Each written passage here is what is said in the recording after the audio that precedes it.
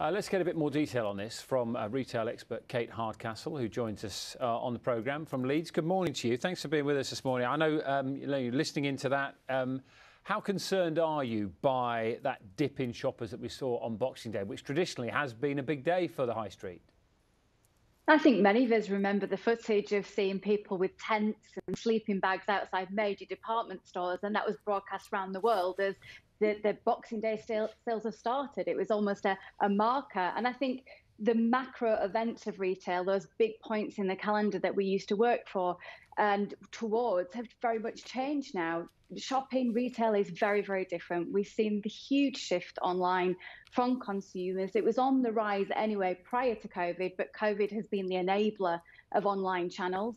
We've seen people shop much more emotionally, very different factors being involved. And when we hear about the concerns that some shoppers have got in terms of safety and keeping their loved ones safe, obviously if there's an alternate to use for spending those vouchers, treating themselves in the sales, they might just do that. So I think there's so many factors in place that change the way and have evolved the way we shop. This is a big pivot, probably the biggest we're going to see in decades when it comes to retail. Yeah, I wonder whether, Kate, it's possible for the high street to win that back. What do they need to do? Because if the pandemic has caused these issues and then technology has accelerated that, what's the way back for the high street? I'm so glad you've said win it back, Dan, because so many people write the high street off. We need them. We have an isolation crisis in our country. And when we can all get back together, we should be able to have high streets to do them in, but they have to be about the social side of shopping. We don't need to shop that way, so we have to want to shop that way. And it's going to be a combination of great retail, hopefully hospitality, theatres, everything, sports involved, where we can go and congregate once more.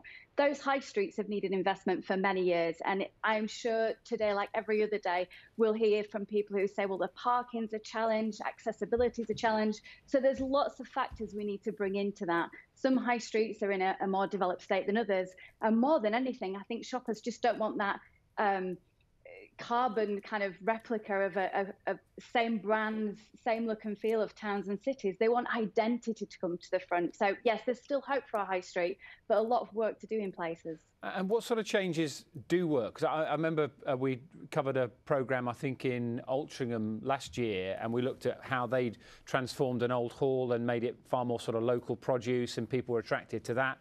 And obviously people are always going to need to have their hair cut, and coffee shops are always going to be popular, aren't they? So is that the sort of direction that a high street needs to go to change from what traditionally we used to use it for, but still have that importance in a local community? The vibrancy will come from bigger and smaller businesses side by side. And what we've seen is much more of a resurgence of the use of smaller businesses, which is great news. They don't want us to use them because they're a charity case. They're good enough and valid enough, and they give so much more back to our communities. And they should sit side by side in our communities.